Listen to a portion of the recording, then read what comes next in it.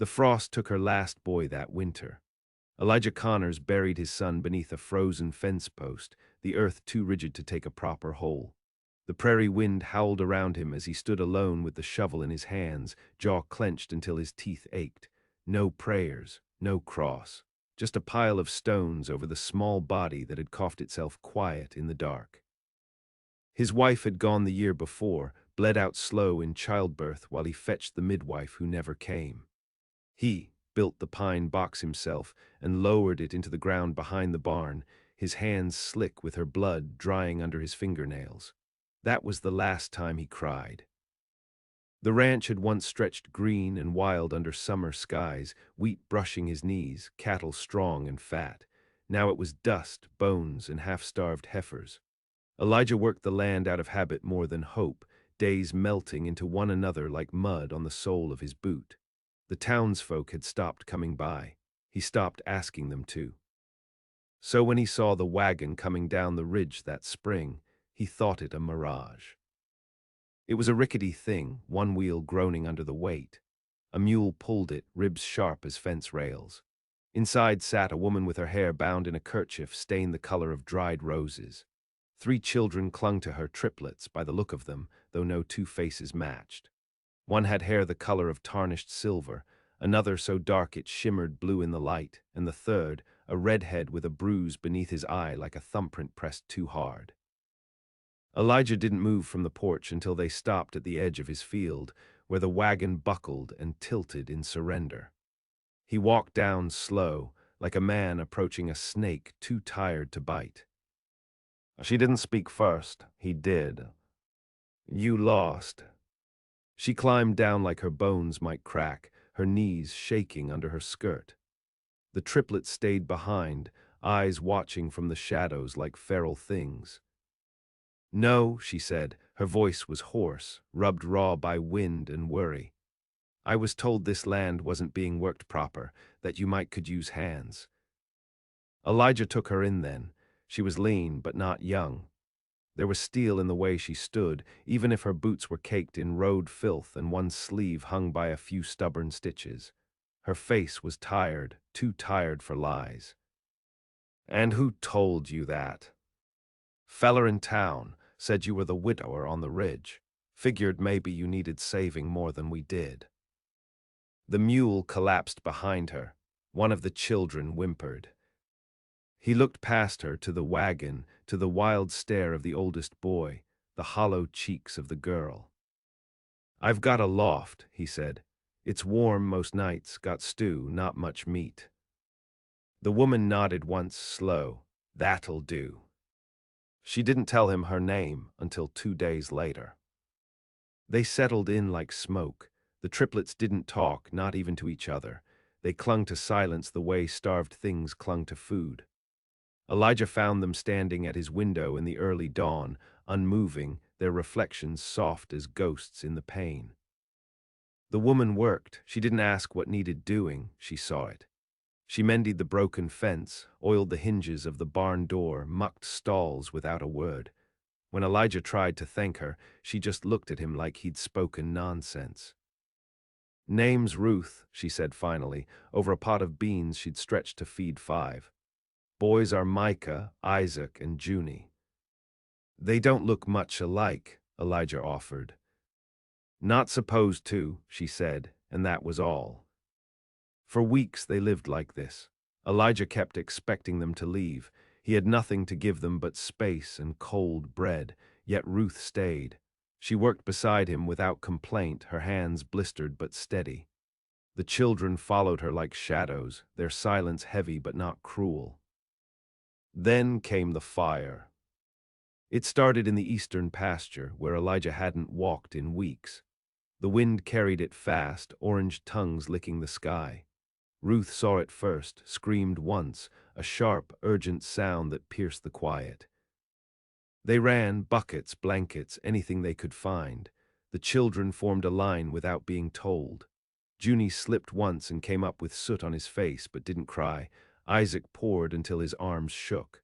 Micah stood by the barn, eyes fixed on the flames, unmoving until Elijah dragged him back. They lost half the field. But the barn stood. The house, too. Ruth didn't speak for hours after, just sat with her back against the well, dirt streaked down her face like war paint. That night, Elijah found her in the yard, eyes turned up to the stars. "You saved the place," he said. "No," she answered, voice thin. "You did. We just didn't let you burn with it." And for the first time in 3 years, Elijah Connors laughed. It was dry, broken at the edges, but real. "You got nowhere else to go." She shook her head. "Nowhere that have us." "Then stay." It wasn't a command or a plea, just a fact laid down between them like a plank of wood. She looked at him. He couldn't read her face. "All right," she said, "we will." The triplets were watching from the window again, but this time they weren't afraid. They were waiting. And Elijah, standing in the ashes of the eastern field, felt something shift in his ribs. Not joy, not yet, but something close enough to make him breathe easier. Something alive. By midsummer, the house no longer felt hollow. Ruth didn't try to fix what was broken in Elijah, and that's what made her dangerous to the quiet he'd built around himself. She didn't speak unless the words were needed, didn't coddle, didn't pity.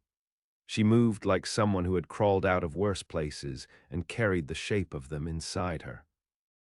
The triplets began to stretch. Their skin took color again, their limbs filling out with strength like sap rising in trees. They still didn't talk much, but their silence softened. Isaac whittled animals from scrap wood and left them on windowsills. Junie dragged sticks through the dirt and mapped things he never named. Micah learned the land like it was a story he had to memorize or die trying. Elijah started waking before dawn again, not from nightmares, but to work. He found himself listening for their footsteps in the loft, for Ruth humming low as she boiled coffee over the stove. Something inside him, long dead and buried, stirred each time he heard it. The days spun on. Wheat came in yellow, wild and thick. The cattle gained weight. Elijah taught the boys how to dig post holes straight and clean.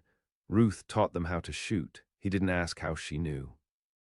Late one afternoon, as the sun broke red over the field, Ruth showed up at the porch with a rifle. His rifle cleaned. "Why?" he asked. "In case they come back," she said. "Who?" She didn't answer, just handed him the gun and turned back toward the barn.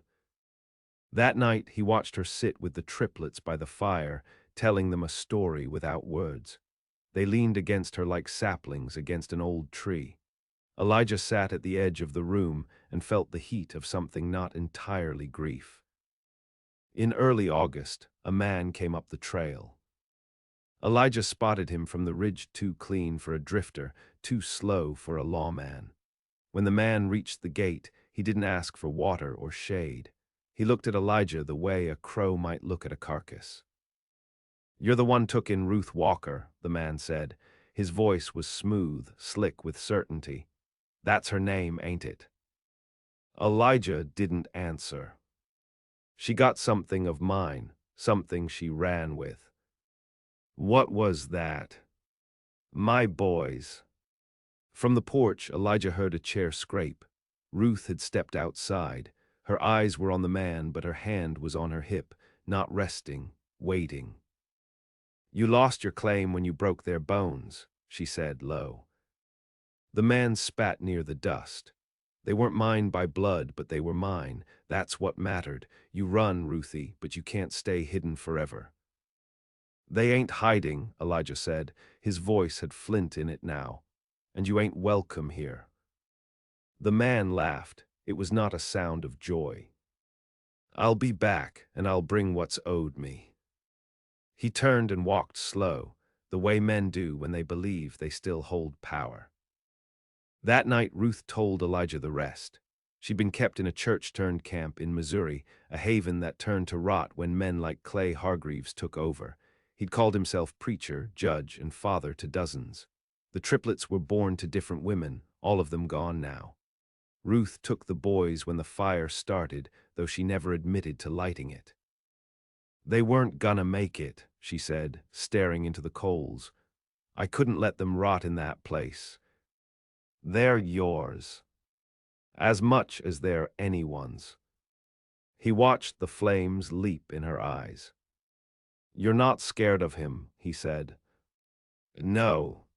He nodded, neither was he. They spent the next week fortifying the ranch. Fences repaired, traps set, rifle oiled and ready. Ruth moved like she'd prepared for this her whole life. Elijah followed, not questioning her choices. The triplets helped too, with a quiet focus no child should have had. The man returned on a Sunday. Not alone. 5 others rode with him, faces smeared with road dust, guns slung too casual. They stopped at the edge of the property and dismounted. Elijah stepped out first, rifle in hand. Ruth stood beside him, a pistol at her hip. We come for what's owed, Clay called. Give us the boys and we'll go. You ain't leaving either way, Elijah said. The standoff lasted less than a minute. A crow cried overhead, sharp and sudden. Then Ruth fired. The first man went down with a scream. Elijah took the second with a clean shot through the chest. One of the others turned and ran, hit the wire trap by the gate and went down hard. The rest scattered. Clay stayed standing, eyes wide, with a kind of rage that had no logic. He stared at Ruth like she'd betrayed the world just by breathing. You think this changes anything, he shouted. You think you're safe now. Ruth stepped forward, slow, calm. I know I am. She fired once. Clay's legs buckled. He fell to his knees. You should have burned, he said, choking. She looked at him like she was seeing something already dead. I did. Then he was gone. They buried the bodies far from the house. Ruth said no words. The children watched, solemn and still. That night, Elijah sat with her under the porch lantern. You knew they'd come. I always knew. You ever gonna run again? She shook her head. Not while you're here. He didn't ask what that meant, not fully, but something in his chest unlocked. The next morning, Ruth woke first, and Elijah heard her humming again. This time, he hummed with her. By the time the frost came again, the land had learned them. The boys walked taller, carried themselves with a new weight. Micah grew into his silence like a shield. Isaac's hands never stopped moving. He carved, built, repaired. Junie talked to the horses as if they answered him, and maybe they did. Ruth no longer looked like a woman passing through. Her eyes tracked the horizon less, her jaw unclenched. She moved slower, with the rhythm of someone no longer waiting to be hunted. She took over the ledger without asking, tracked feed and supplies, and rewired the barn lanterns with steady fingers. Elijah found himself listening for her footsteps now, a second heartbeat in the house. He caught himself watching her when she read at night, mouthing the words like they were spells she didn't trust out loud. He'd wake sometimes from dreams not filled with loss, but with the sound of her laughter, not loud, just sharp and rare, like wind snapping the edge of a canvas sail. She only laughed when the boys argued. They fought in bursts, short, cruel, and without malice. Elijah didn't interfere. Ruth handled them with a glance, a word, a single command. Sometimes she'd kneel between them and speak low, her voice heavy with something earned. They always listened. One evening they brought home a stray, a girl, maybe 11, hiding under the broken bridge east of the pasture. Isaac had spotted her first. She had a rusted knife and eyes like a cornered bobcat. She's got nowhere, Junie had said, quiet. Same as we did. They brought her in. Ruth didn't ask her name for 3 days. When she gave it with teeth. Clem, she said, not short for nothing. Ruth nodded. All right, Clem, you eat, you work, you stay out of the boys' quarters. Clem nodded back. They understood each other. Elijah watched as the house grew fuller. The kitchen louder, boots by the door, bread rising in the oven, the ache in his bones lessened, not gone but thinned.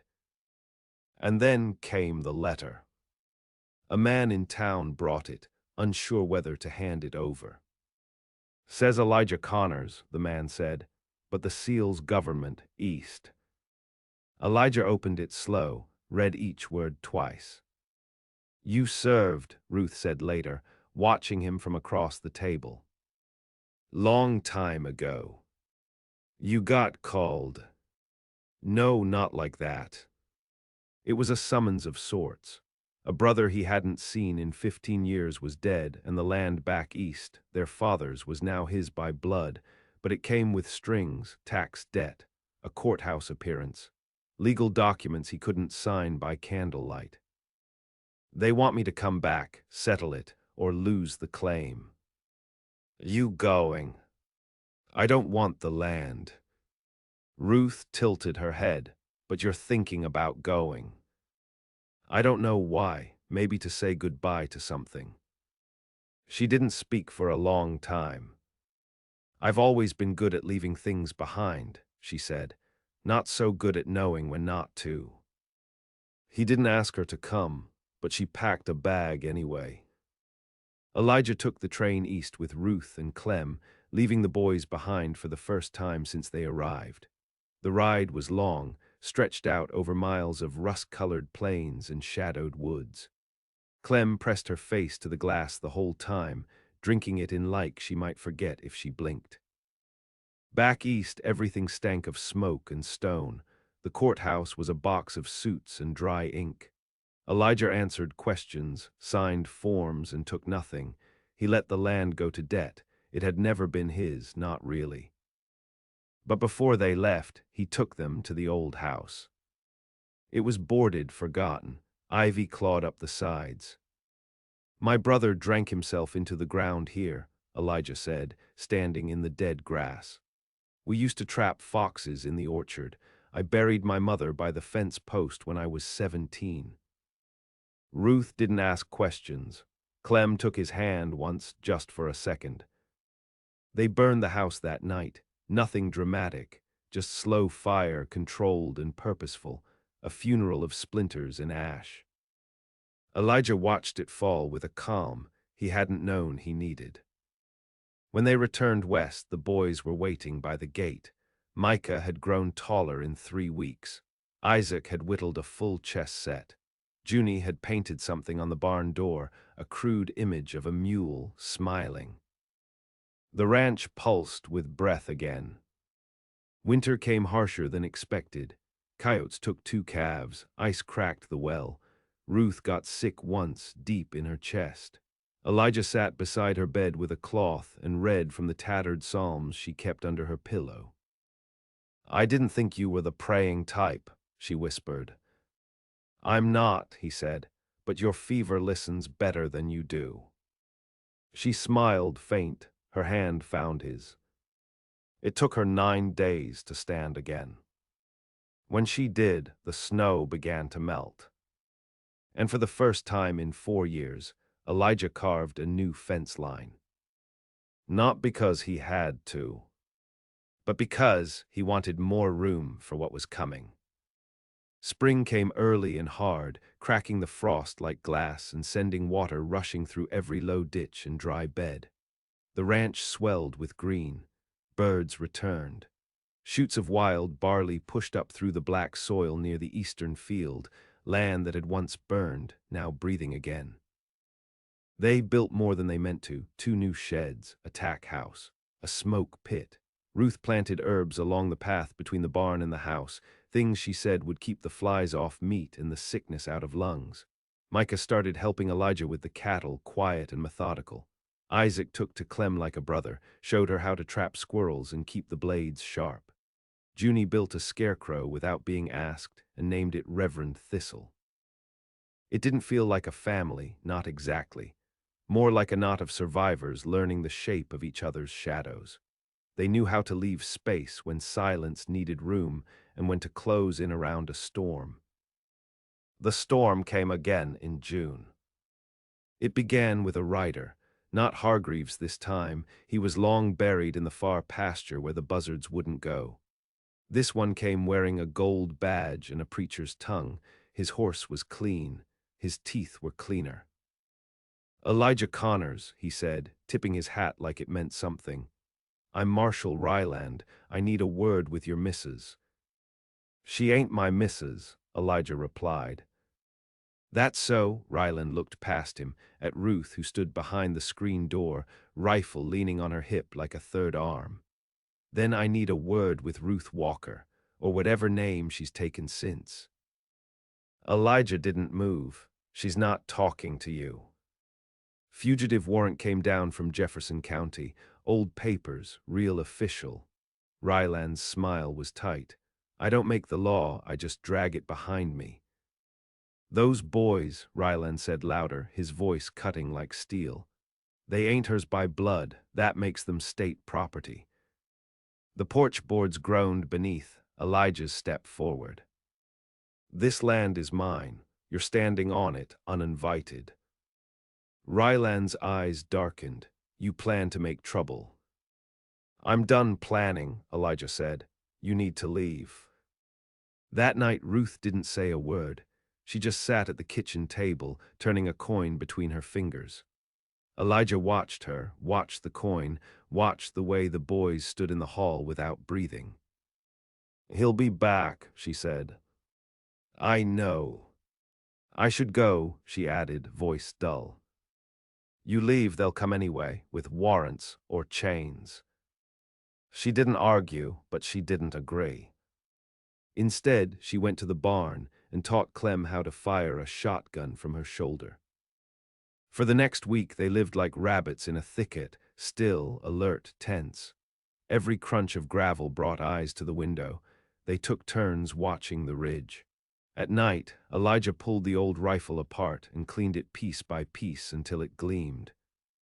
The second time Ryland came, he brought 3 men with him and a paper signed by a judge who'd never met any of them.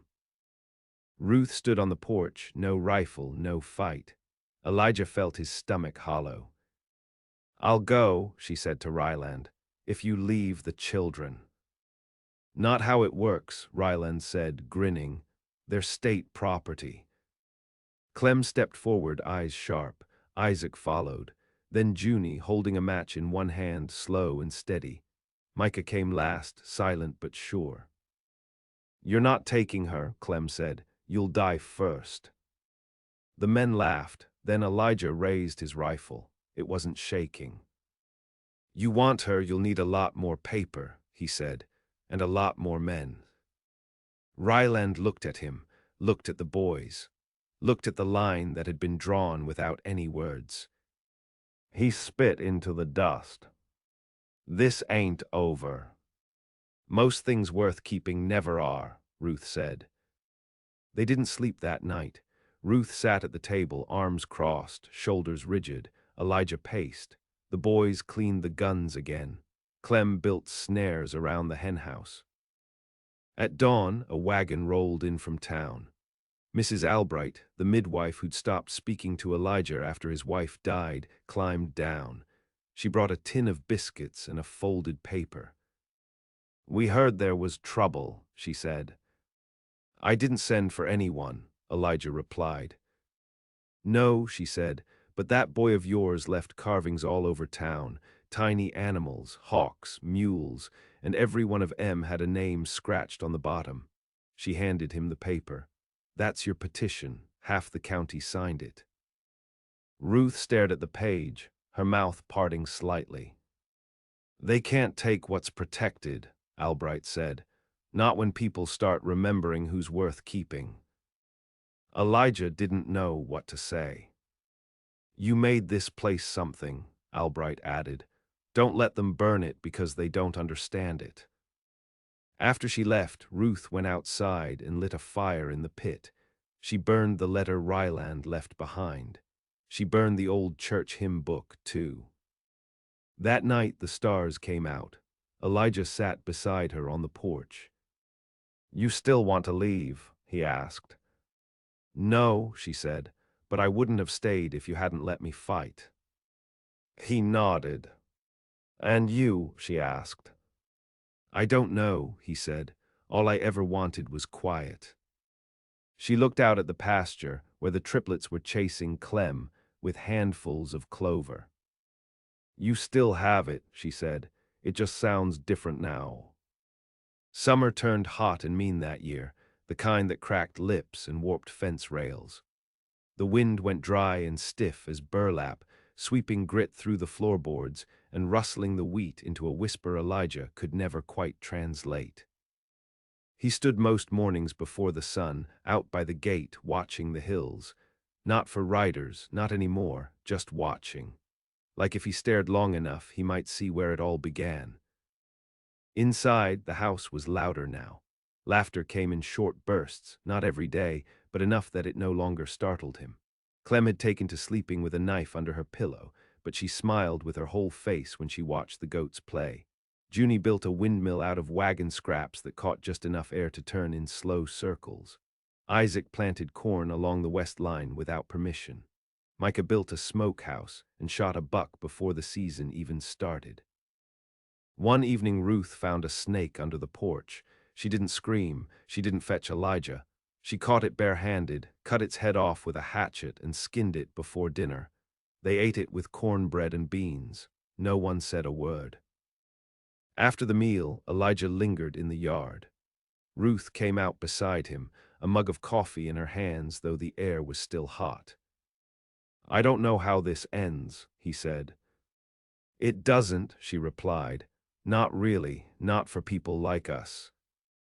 He looked at her then, really looked. She wasn't the same woman who'd climbed off a broken wagon with 3 half-dead boys and a mule ready to drop. There was more weight to her now, not heaviness, density. She was rooted. If someone tried to dig her up, they'd hit stone. "I think I'm tired of surviving," Elijah said. "I want something else." Ruth nodded once, then take it. It wasn't a promise or a bargain, it was just what it was. A fact between them, like fence posts, like dusk, like scars. The triplets grew into men that summer, not all at once, but with that subtle, sudden shift only a parent sees. Their voices cracked, their hands calloused. They no longer needed instruction, they just asked for the tools. Clem cut her hair with a field knife and began dressing in old cavalry boots Ruth found at the trading post. When the merchant tried to charge her double, Clem took the boots and left 2 carved rabbits on the counter. He didn't chase her. In late August, Ryland came back. Not with men, not with guns. Alone. He rode to the gate, got off his horse, and stood in the heat like it might scald him. "I'm not here for trouble," he said. Elijah met him with the rifle slung across his shoulder, but didn't raise it. "Then speak fast."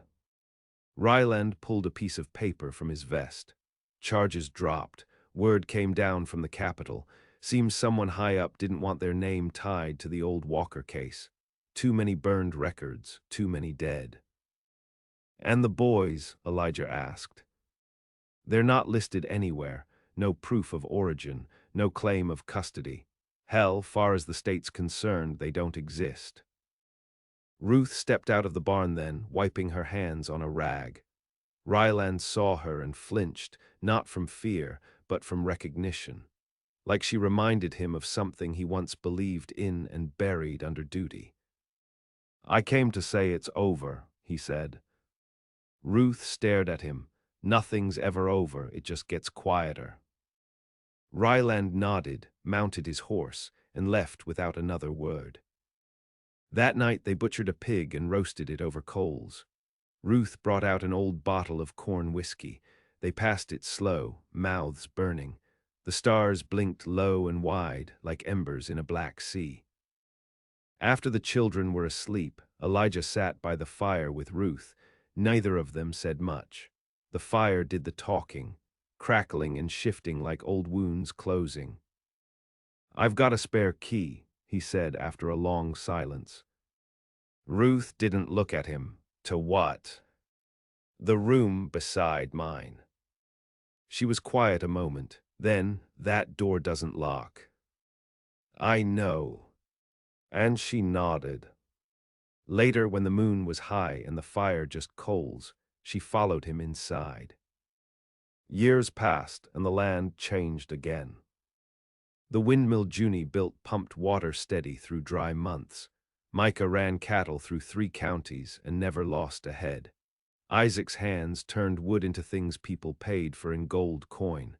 Clem kept the rifles clean and taught other girls how to shoot. Ruth never stopped moving. She built a root cellar, 2 new coops, and a library made from salvaged barnwood. She stitched a quilt with every name she'd ever wanted to forget and hung it over the mantel so they could look at it when they needed to remember. Elijah grew old without growing dull. His back bent, but his eyes stayed sharp. He walked the fence line every Sunday, rain or shine. When the neighbors came with disputes, they came to him. When their sons needed teaching, they sent them to Ruth.